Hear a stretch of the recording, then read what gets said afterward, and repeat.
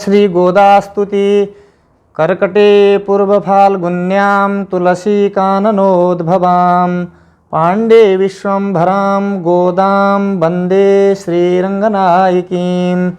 नीलातुङ्गस्तनगिरितटी सुप्तमुद्बोध्य कृष्णं पारार्थ्यं स्वं श्रुतिशतशिरः सिद्धमध्यापयन्ति शोच्छिष्टायां स्रजिनिगलितं या बलात्कृत्य भुङ्क्ते गोदा तस्यै नम इदमिदं भूय एवास्तु भूयः।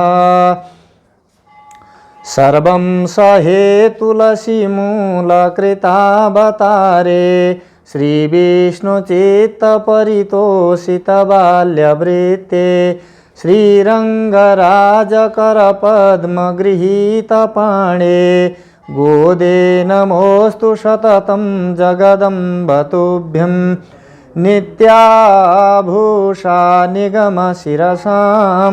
निस्समो तुङ्गवार्ता कान्तो यस्याः कचविलुलितैः कामुको माल्यरत्नैः सुक्त्या यस्याः श्रुतिसुभगया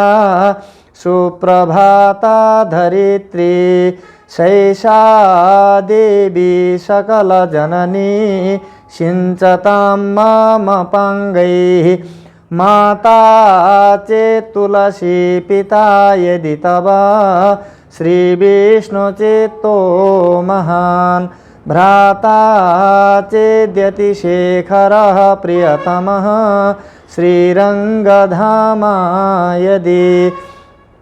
ज्ञातारस्तनया त्वदुक्तिसरसा स्तन्येन संवर्धिताः गोदे त्वं हि कथं त्वनन्यविभवा साधारणा श्रीरसी कल्पादौ हरिणा स्वयं जनहितं कृष्णेन सर्वात्मना प्रोक्तं स्वस्य च कीर्तनं प्रपदनं स्वस्मै प्रसूनार्पणं सर्वेषां प्रकटं विधातु मनिषं श्रीधन्विनव्ये पुरे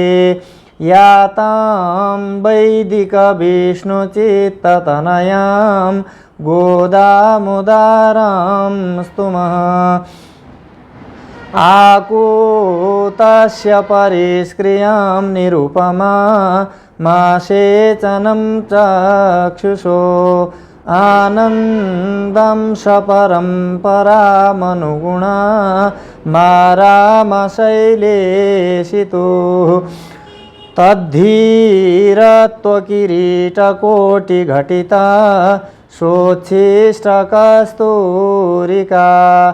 माल्यामोदसमेधितात्मविभवां गोदामुदारां स्तुमः आकूतस्य परिष्क्रियां निरुपमा मासेचनं चक्षुषो आनन्दं सपरम्परामनुगुणा मारामशैलेशितो तद्धीरत्वकिरीटकोटिघटिता शोच्छिष्टकस्तूरिका माल्यामोदसमेधितात्मविभवां गोदामुदारां स्तुमः। अथ गोदा प्रपत्ति श्रीभूमिनायक मनोहर देवी मान्ये श्रीविष्णुचित्ततनये श्रितकामधेनो माता समस्तजगतां महनीयकीर्ते गोदे त्वदीयचरणौ शरणं प्रपद्ये श्रीधन्विनव्यनगरे तुलसीवनान्ते देवी स्वयं समुदिता जनकात्मजेवा भूम्यां शतो भुवनपावनि भूसमृद्धे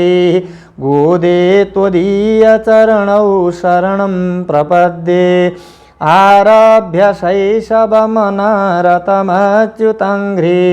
भक्त्या निरस्तविषयान्तरभाववन्दे श्रीभूषमानुपमदिव्यमहानुभावे गोदे त्वदीयचरणौ शरणं प्रपद्ये स्वीयोत्तमङ्गधृतमाल्यसमर्पणेन गोदेति नाम बहसि स्वयमच्युताय भाग्याधिके परमपुरुषभाग्यलब्धे गोदे त्वदीयचरणौ शरणं प्रपद्ये तत्त्वन्तवेष्टधृतमाल्यवरं मुकुन्दः सङ्गृह्य मूर्धनि वहन् मुमुदे नितान्तं तत्प्रेमवर्णकशुसुन्दरदिव्यमूर्ते गोदे त्वदीयचरणौ शरणं प्रपद्ये श्रीनन्दगोपसुतसुन्दरदिव्यदेह भोगाभिलाषकृतपूर्वचरित्रभाषे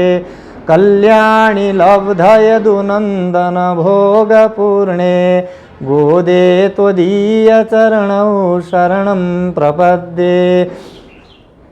श्रीमच्छठारिमुनिशक्तपितृत्वभावे नाथादियामुनयतीश्वरपूज्यपादे शौरेः पदाब्जपरभक्तिमतां शरण्ये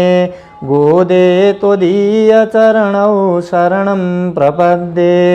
त्वत्सूक्तिसिद्धममलं परमान्यमग्र्यं हैयङ्गवीनमिव सुन्दरबाहवेऽपि दातुं तथैव पतिमेव मलं च कर्तुं गोदे त्वदीयचरणौ शरणं प्रपद्ये त्वत्सूक्तिसिद्धममलं परमान्यमग्र्यं हैयङ्गवीनमिव सुन्दरबाहवेऽपि दातुं तथैव पतिमेव मलं च कर्तुं